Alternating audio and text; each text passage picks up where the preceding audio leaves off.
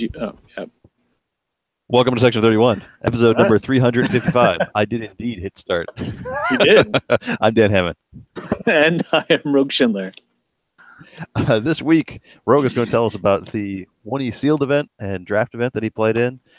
We just finished watching, at least I finished watching, the new episode of Discovery, so we can talk a bit about that. There's this 1E set that's going to be dropping on Friday.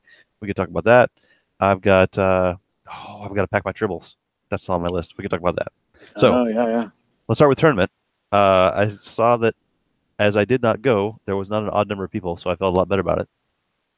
Yeah, that actually, it worked out really well. We had 6. It was much like what you described before. 6 3 affiliations, so 3 sets of 2. We drafted, we played, we did the same thing as you described before, where we teamed up. So we never played our own affiliation, and if we didn't absolutely have to. Nice. And the pairings worked out. Which we didn't. We did not absolutely have to. The pairings did work out. So we all played different affiliation opponents, and it was fun. It was it was really tight affiliation race, and oddly, I guess I am to blame. The tournament winning affiliation was not the winning affiliation.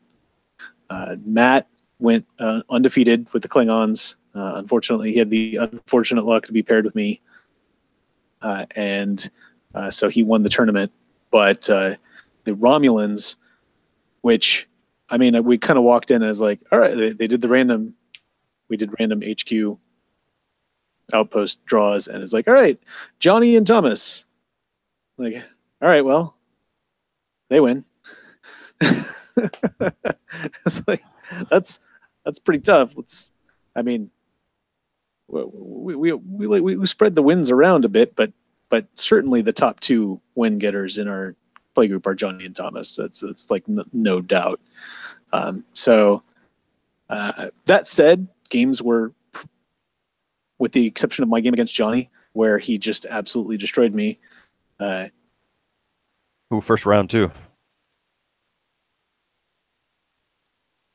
Oh no, Rogue's not on the feed anymore. What happened? This was going to be the show where Rogue tells me all about what happened, and he's just dropped off the feed. I'm looking at his pairings. It looks like he lost in the first round to Johnny. In Charlie, he got a modified win, and JD, he got a full win.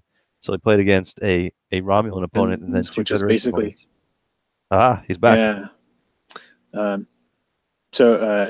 As if playing Johnny weren't daunting enough, he pulled his Traveler, which he pulled in his first turn. Dropped that, and if you didn't get something like that, basically the rest of us were stuck digging for surprise parties or hoping you play guys that give you that continuing mission draw.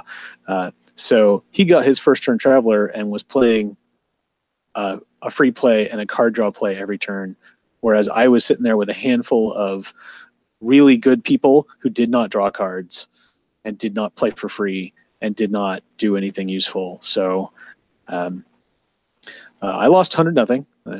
Long story short, I did nearly, if I had strategically played my incoming message Romulan, I would have bought me a turn and I would have gotten a couple of missions, but I still would have lost. So it's not a huge deal, but it just, from the opening hand, it was like, all right, not only am I playing Johnny, but he's got a god hand and I've got a demon hand. I don't know what the opposite of a god hand is. So that was tough. But Matt, he did a great job. He held off Johnny to a true tie and then beat Thomas. So that's the way you win a tournament. Both Klingon and Romulan records were 1-1-1. Wow. Yeah. Okay. And so it came down to who was better at beating down the Federation. And because I had a timed win,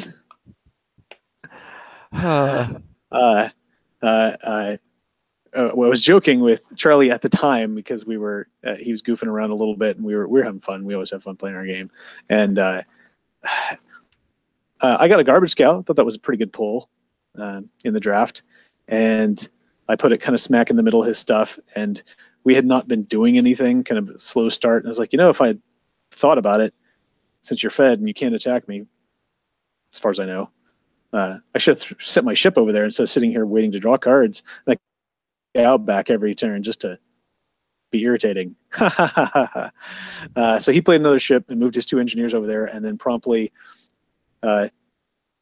increased his range with get it done every turn, so he could move it over into my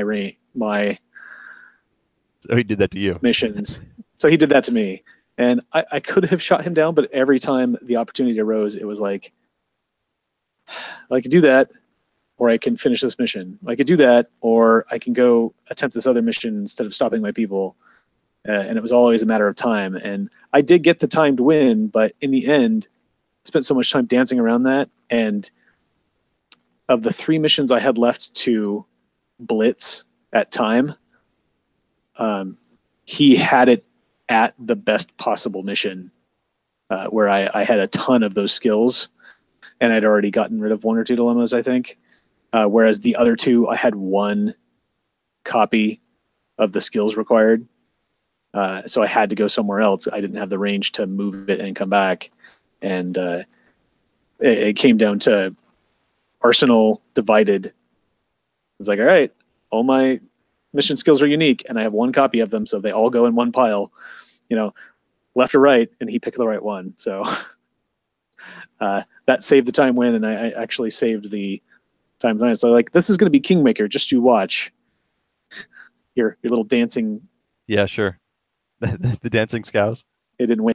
Yeah, the dancing scow ended up being a difference. But we had a great time. I felt a little bit of a disadvantage in the draft, just because everybody had done it before. 2 people were playing same affiliation as last time. I did not look at my starter hard enough. I was like, okay, this and this and this, that's cool. But I did not look at it enough to not draft additional copies of cards. It's like, oh, Vosh is good. So is this other card. But Vosh has acquisition. I might want some acquisition. Not remembering there's a Vosh in the starter, and I really only needed 1 copy of her. I passed on a good mission I could have taken because I was like, oh, that's really good, except I don't have that skill. Oh, wait, that skill is in the starter. So, next time, again, I could see why everybody jumped on having it, even though we just did it a month ago. Yeah, no, it's a fun format, and the lack of prep required is probably the highest mark, I think. Yeah, absolutely. And Johnny went a little bit above and beyond this time. Instead of having, so we did 3 white water packs, and then I think you said you did 2 mirror packs last time. 2 mirror packs and a pack of reflections, if I remember correctly. Yeah, we had the pack of reflections at the end again, but instead of having 2 mirror packs, Johnny actually went through and used the booster generator for TNG. Cool. So we got more next generation virtual boosters. Did you draft those, or just use them as sealed product? We drafted them, and nobody got an engine, so that was good. That would have been kind of backbreaking. Because I opened the 1 pack, and my first pack was a Gowron. And I was like, wow. If I get a legitimate leader, I mean, it still kind of works, but it's so much better if you have a Gowron. But I also had a loyal brother data, the non-aligned data. Yeah, yeah. And I was like, oh man, he's really good. And I agonized for a long time, and finally I was like, how many? I'm only doing 2 of these. It's like, oh, okay, well, what are the chances of one of those coming up in this pack and then in another or 1 more pack? So I took the data. So no legitimate leader came up. Oh. Matt got the Gowron.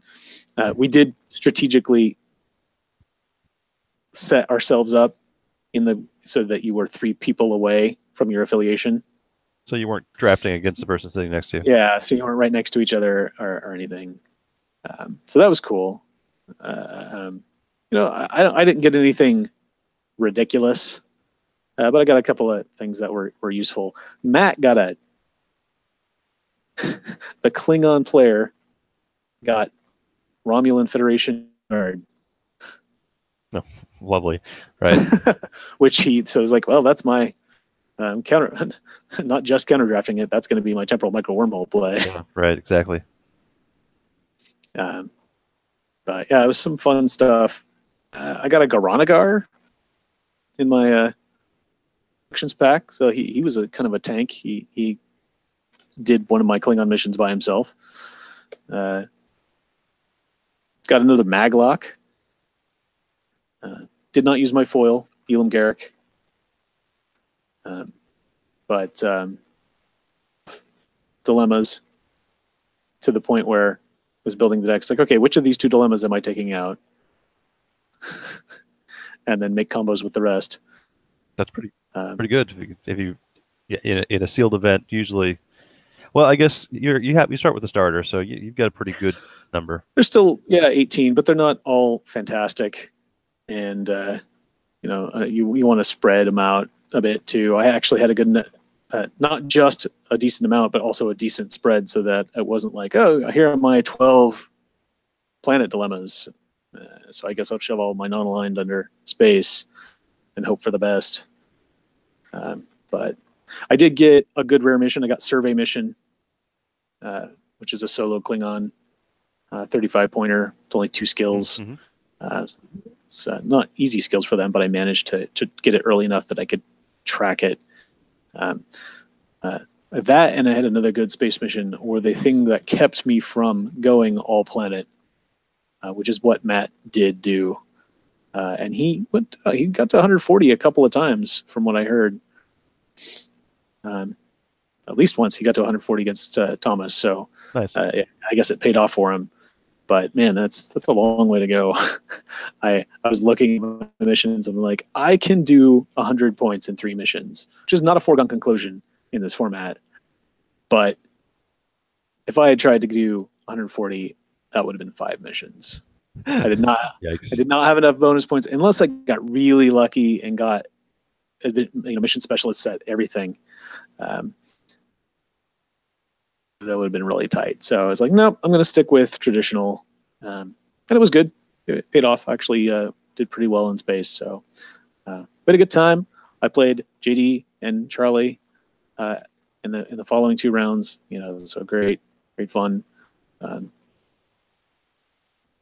I didn't get to play Thomas, which is a bummer. I always enjoy having a game, but everybody there was a good time. So, in the end, I think we said Matt won the tournament. There was some weird strength of schedule stuff from what I understand, but he just squeaked out a point ahead of Johnny. That's funny. Yeah, and then Johnny and Thomas came in the next 2 spots with the Romulans, and then or Federation. Yeah, it looked like they did not have. They must have been a long day. Yeah, I mean they were in good spirits, so I guess it wasn't too horrible, but I certainly did not see, for all of the red and green running around. I did not hear, or at least participate in, a lot of battle. So I don't think there was a lot of beatdown. Yeah, that's funny because when we played last time, it was me and Thomas who got feds and ended up having the best combined rank. I felt that we were just flush with personnel and mission options and ships through all the packs. I wonder if the virtual TNG packs really balanced that out a lot, since you guys drafted those as well. It's possible. I mean, I certainly felt like in the first 3 packs that it was all blue, and even in later, there was some good blue. I saw an Excalibur go by, and I had to pass up on something else, another good main character. The good thing about kind of sucking with unique affiliation stuff is you at least know your partner is probably going to pick it up. So we did the virtual packs, and I don't remember what I got instead, but one of the cards was Generations Lursa. Okay. I was like, she's pretty good. She's all right. And she downloads Baitor. I'm like, that would be funny. Like, do I have a Baitor? No, there's not a Baitor in this. I was like, what are the chances I'm going to draw one? Whatever. So I picked the other thing and I passed it. Next pack gets passed to me. Baitor. Like, That's funny. So I passed. I was like, well, I could take it because there's, that is the best choice for me at this point. But I'd rather Matt have both of them if he's going to get them, and he did. Right? Yeah. So that's funny. There's no reason to split them up at that point. But yeah, I mean, it was interesting talking with the other players over the course of that because I did not see a single Klingon affiliated equipment. Oh, no pads. Yeah. No disruptors. Saw a bunch of Fed pads go by, a bunch of Romulan disruptors. So we got equipment hosed, and it cost us a couple times. And I got one ship beside my starter. Wow. And I don't know if Matt got them all, but I did not see. Oh, that's not true. I got a Vorcha. That was the one I drafted. And then I saw the Burrock was a rare. Craptastic. Right, yeah. It's a really crappy Bird of Prey rare from Premier, which I did not pick up because it was not worth it. But aside from that, that was it. There was no, so there was no danger of a fleet. I tried to, as frustrating as it was, I at least tried to keep it under wraps. So I wasn't like, bitching about it. And everyone's like, all right, well, at least I know he's not free reign. So you want to at least maintain the threat, the shadow threat, the phantom menace, if you will. Well, man, that's rough. Yeah, because you especially late game in 1E, you want to have a couple of ships out so you can do all your ferrying and move things around and get that one person across the baseline by moving every ship, one mission over, get the old chain going. That's tough. Yeah. All right. Well, yeah. I did have a nice advantage with I got a neutral outpost in my Reflections pack.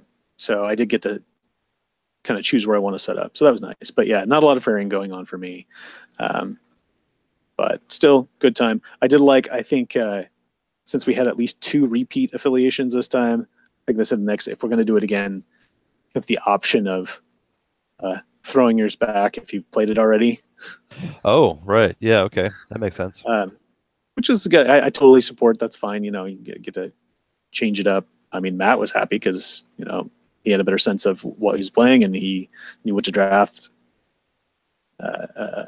ostensibly to his advantage. And come to think of it, those guys finished 1-2. So, maybe there's something to be said for playing the same affiliation again. But I can also see wanting to have a little variety. Yeah, certainly.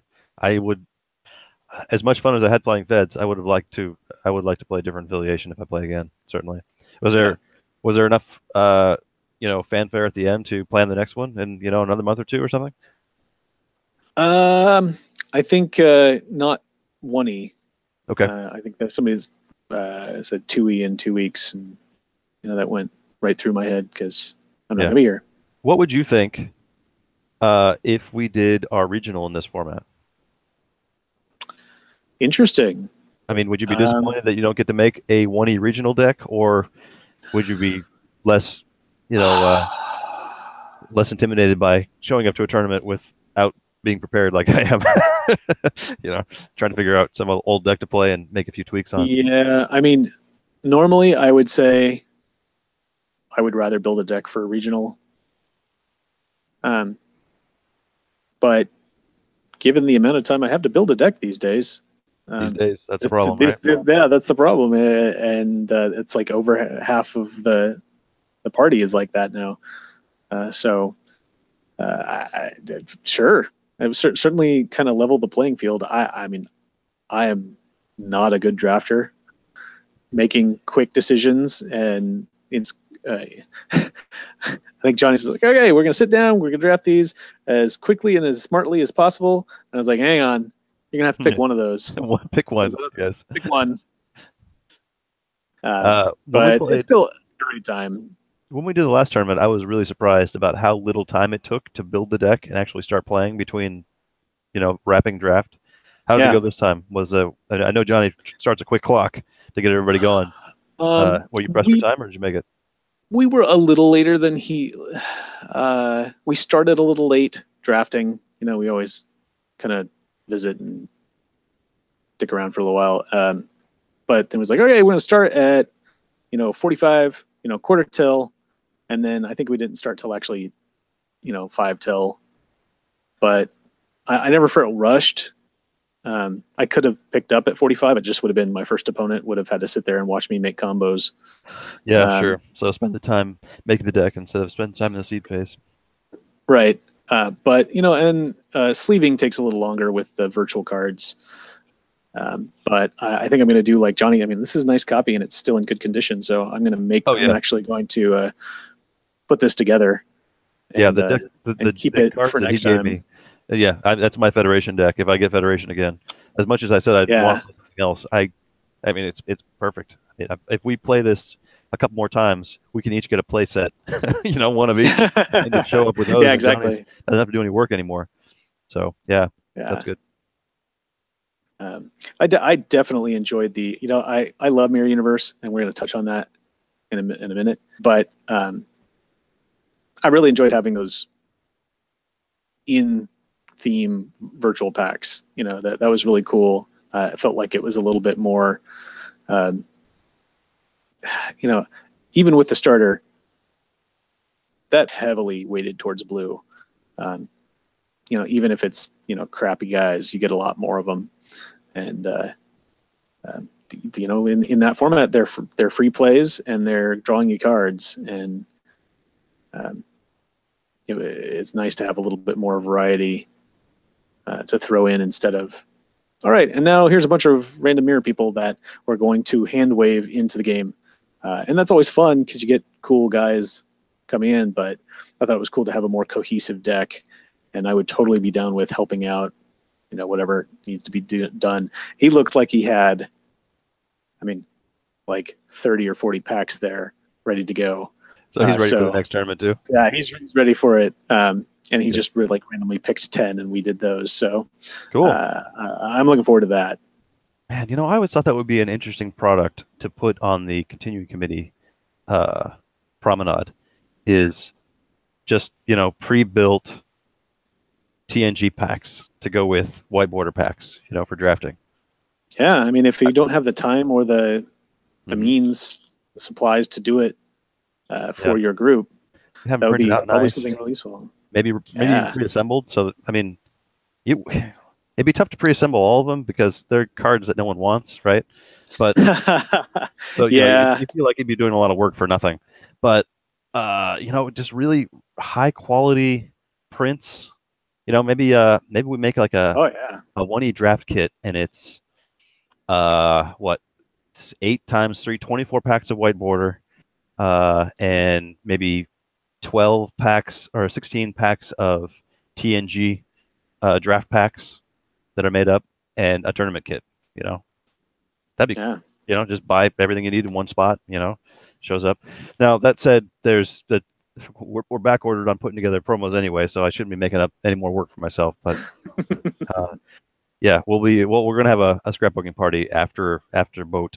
Probably, I don't know if we're gonna do it the first weekend or the weekend after. Probably the weekend after, and we've got tournament promos and worlds promos and all kinds of stuff to put together.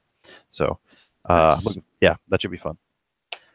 Speaking of, I've got a box of tribbles here that I need to remember to pack. I've already packed the tournament kit or the scorecard.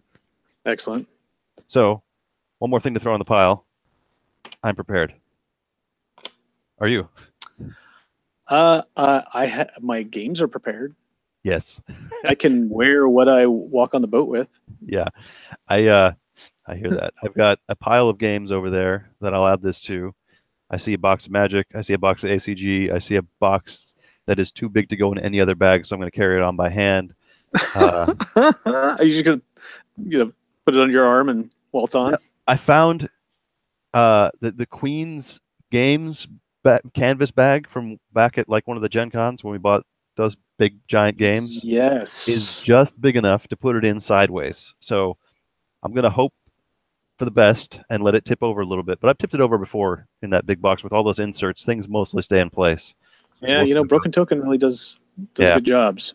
We're talking about the Gloomhaven, this ridiculously huge box. So I'll hand carry it. I thought about putting it in the luggage, but then it's going to get turned upside down and all kinds of who knows what, and probably open to inspectors. Yeah. I wouldn't want anybody to actually have to open that thing up and put it back together again. So I'll just carry it at least by hand. Not out of your supervision. Precisely. So we'll go with that. Which means my actual game bag is going to be a lot smaller because I don't have to take Rune Lords or anything else. So maybe I'll get away with a smaller bag than the rolly bag. But anyway, I am almost prepared. One more day of work, and then we're off. So that's going to be epic. We'll have tale of that in 2 weeks. At the 2 weeks, will you be back on Monday after you're back? After you I will go not. to the other country? Okay. I will not. I won't be back until Tuesday night. So we'll either have to have a delayed cast or we'll have to go the following week. We'll see how I'm doing after 2 weeks of travel. Yeah, I was going to say, going down to Mexico 1 week, going up to Canada the next week. You might need a few days off, but we'll figure something out. I mean, if we're in such a great mood, maybe we'll do something Wednesday when we get back or something like that. Who knows? We'll see how it goes. Yeah. All right. Last topic, and we're putting it at the end. So in case you haven't watched and you aren't caught up with Discovery, you can, stop listening now. We won't have any other topics. We were going to talk briefly about the 1E set coming out, but there's been enough discussion on the board, and we don't have a spoiler. So we're going to go straight to Discovery. And if you're turning off, thanks for listening. If not, here we go. So predictions were correct. Yes? Yes. At least two. At that least I've read. All right. Oh, yes, exactly. Dude is dude. On a completely different note. Yeah. Called the Mirror Universe. I particularly like the ship going. Now, what I'm interested in is, are we going to get an episode in the Prime universe with the Mirror Universe people wreaking havoc? Well, we didn't get that with Mirror Mirror. We saw a little bit of it, right? A very, very little. Okay. I mean, that would be interesting. God, that would be really interesting. I had not even, I'm going to be honest, I had not even thought of that. Yeah, because I said they replaced the other ship, so the other ship's got to be somewhere. Oh my God. That would be awesome if they just cut, and then we go back. Yeah, just a really important part, and then we have a 3-episode arc in the Prime universe. Yeah. With Captain Killy. Yeah. That's so awesome. I mean, the moment they hit that, you're not the captain, and I was like, my brain speeding through was like, okay, who is easily the least likely person? Yeah, click, click, click, click, click, click, click, ding, ding, ding, ding, ding, ding. It's got to be Tilly. Which was awesome. I really liked all the decisions they made with that. I was a little bummed that they didn't bring Michelle Yeoh back. In some form, but that would be the appropriate time. As Caton said, she's yet. Yeah. We'll meet the Emperor, won't we? Yep. Who's gonna be? I don't know. Hoshi's daughter? Who knows? Or something. Yeah. Oh yeah, it's a Mirror Universe. That's right. Yeah, she could be Captain of the Defiant. Oh, right. Yes. Yeah. She could be. She could be doing anything. They didn't say how. Crewman Burnham came to power. Yeah, they did specifically leave that out. Yep. Interesting. And she's probably too afraid to check. Yeah, that would be kind of a bummer. I mean, after she's sitting there reading that laundry list to Tilly, oh yeah, you stabbed your lover in the back in bed because he had, or no, it was not the lover. You stabbed him in bed because he had the flu, and then you're the mask. No,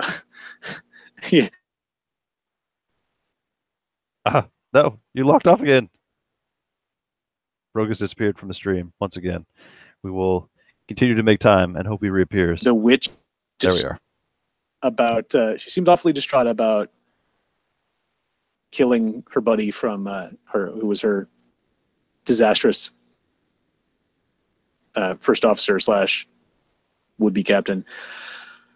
I actually really love that, like her sitting, they're all like, "Hail, Captain Burnham! Long live the Empire!" And there's like a moment where like, so she just left a universe where she kind of destroyed everything that she held dear, and they basically threw her in prison for, I don't know, life, for a long time. She's kind of on a temporary reprieve on Discovery. Who knows how long that's going to last? And now she's at the end of the war, which would be effectively over when she gets back. Exactly. And now she's in the mirror universe where she's the captain of her own ship. Like a less ethical officer would be like, "Yeah, I'm good. Yep, this works." Like, yeah, I'm just gonna stay here. My life is better here.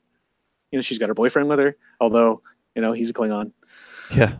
So who knows? That's rough. I did not seek out any detail about this was the actor who played him, this was the actor who played him, now they're the same person, so clearly they're the same person. But I saw peripherally, comments and things on the boards about, people discussing it. This was not the way that I anticipated them taking it. His memories are implanted on you. No, your memories are implanted on him, and we cut him to pieces so he looks like you. That's rough. That's oh my god. Good twist. That's crazy and really interesting. Like, I'm really curious how that's going to play out. I'm bummed that they killed Culber because I really liked him. Yes, but it's the mirror universe. Maybe they'll just bring back his copy. Like Harry Kim. Yeah, exactly. There's like, all right, you're Harry Kim now, and we'll never speak of this again. Exactly. Or, as someone pointed out on the boards, it's a time travel-y thing. They could just go back and make that unhappen. Which, God, I would really, I would hope that they've learned that lesson, because that's a bad lesson. I think I'd rather have the pluck one from a universe where he's not dead. Yeah. And bring him back that way. But I love that they've already, woven it in with Enterprise canon. Yeah. Here's the mirror universe. Oh, okay. The Defiant, that was from our universe, and it's here. So how did that happen? And maybe that's how we can get back. So, or maybe they're going to end up in Tholian space or something. They certainly seem to be on their way. Spatial interface. Yeah, exactly. Be there when it flips. When it flips.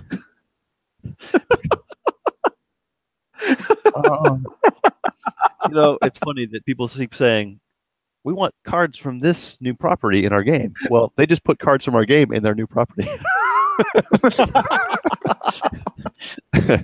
I did notice that's right.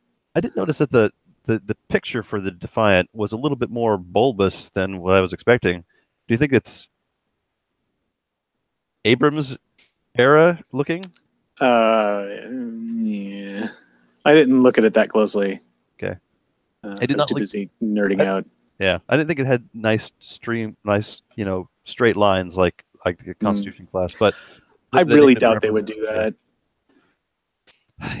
Everything else is filmed that way, but aside from things that happened in the episode, it was nice to see Jonathan Frakes' name as a director. That was kind of cool.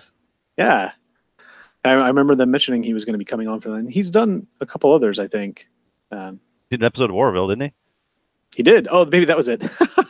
We just keep getting them confused. Yeah. But yeah, great to have him back, of course. Like the only thing I kept thinking was Mirror Universe episode is like the kind of thing you would bring on at least second season, if not later, once you've kind of established the characters and gotten to know them a little bit more. But right, so you can play opposites, right? Yeah, and like mirror episodes and body switching episodes you do later in shows, so that the fans the audience knows the characters enough to see how well the body switchers are doing creating those characters, or see how different they are in the mirror universe. But I didn't care. Well, I mean, we've only seen one mirror person, and it's Captain Tilly, right?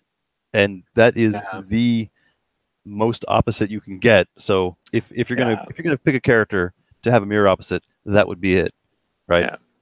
To let the, as you say, to let the viewers know that she is not the same person, and she has to do this act, and we can watch her do her best, and then after it's over, kind of relax. Yeah, everything's alternate.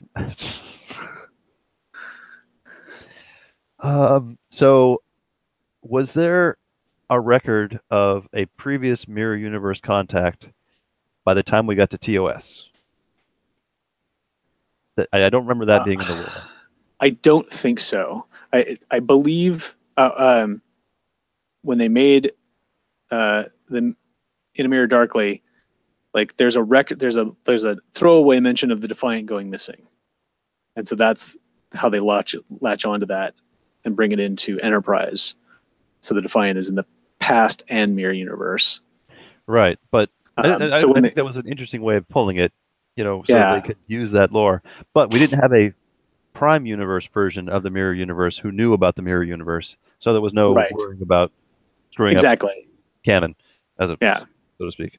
But I don't remember specifically if the Prime Universe knew about Mirror Universe before TOS, or if there was any records of anything like that.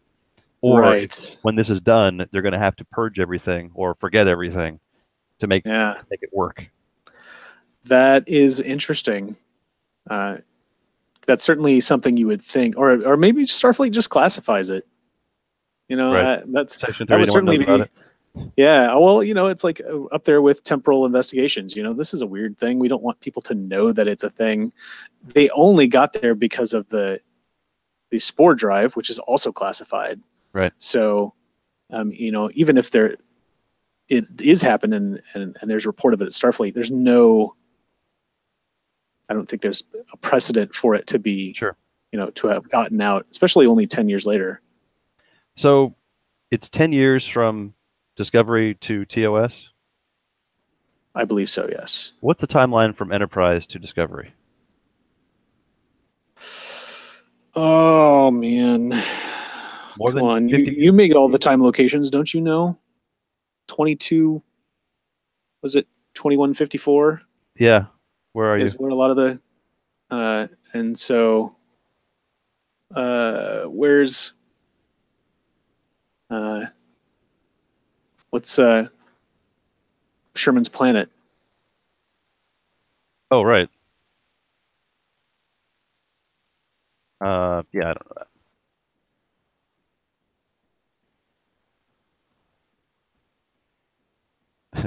Well, I asked Google, and it says Star Trek Discovery will be in 2017. Thanks, Google. Thanks.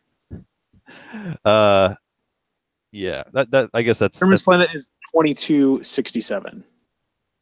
So that's over 100 years. 113 years. So 113 years to TOS from Enterprise, so only 100 years to Discovery. All right. So that's certainly who survives at the end of In a Mirror Darkly. Is T'Pol alive? Gosh. Or did she get killed off with all the other Terran roles? She might have been captured. I knew all this when I was working on Terran Empire, and I just have no idea. Yeah. I know they take out all the rebel ships. Yeah. But I don't remember if they are on that ship or not, if they're still on Enterprise. Yeah. I think that was the point, is most people are dead. I'm trying to think of a person who was on Enterprise who could show up in the Mirror Universe as themselves. Well, Soval's definitely dead because he took command of the Avenger. It had to be a Vulcan, right? I mean, 100 years. Yeah. I don't know how long Denobulans live, but I think Phlox dies. Yeah. Yeah, that's tough. I'm definitely going to go back and watch it now. I mean, it's an opportunity for at least some kind of carryover. But yeah. I mean, it was cool to at least see Sarek, Mirror Sarek, in the trailer for next week. Oh, really? Yeah. I did not notice. Yeah. It looked like he was going to force a mind meld on Burnham. Okay, that's who that was. All right, yeah, I remember the mirror. I remember the Vulcan guy, but I never didn't make the connection. It's been too long since I've seen the episode, and it wasn't Mark Leonard. So, okay, that's interesting. All right, well, so if anyone is still paying attention who has not seen Discovery, I would recommend, if you happen to have Amazon Prime, you can sign up for CBS All Access for a 3-day free trial at the $10 a month level.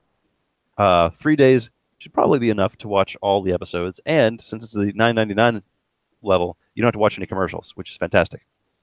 Oh, nice. When I did my previous free trial, it was a week, but you had to watch all of their commercials. So this was a 3-day trial, and you have to watch nothing. And then you could just go through. They send you an email that says, "Hey, you just signed up. Here's how you cancel." And so I watched the episode, and I hit cancel because we're going to be gone for a week. So I don't want to start paying for it, right away. Sure. Maybe I'll do it when we get back. We'll have at least 2 episodes to catch up on a week from Sunday. So. I recommend that because it's free-ish if you already have Prime, and you can watch everything in spectacular, high resolution and with no commercials. So go do that, and then we'll probably continue to talk about episodes as they happen, assuming we both have time to watch them, which is probably a fair bet. But I think, is there anything else we want to talk about this episode, or should we wrap it up? No, I think we've covered a lot, and we've got packing to do. So yeah. We'll have Excelsior premiere, not preview, but first actual genuine tournament here in 2 weeks at Arby's. Yep. Some people will be going, I'm sure. I think I will still be out of town. But if you're in town, you can join us for that. In the meantime, I am Sir Rogue. And I'm Sir Dan. And I'll remind you all to expand your power in the mirror universe. And I will continue to pack things to end.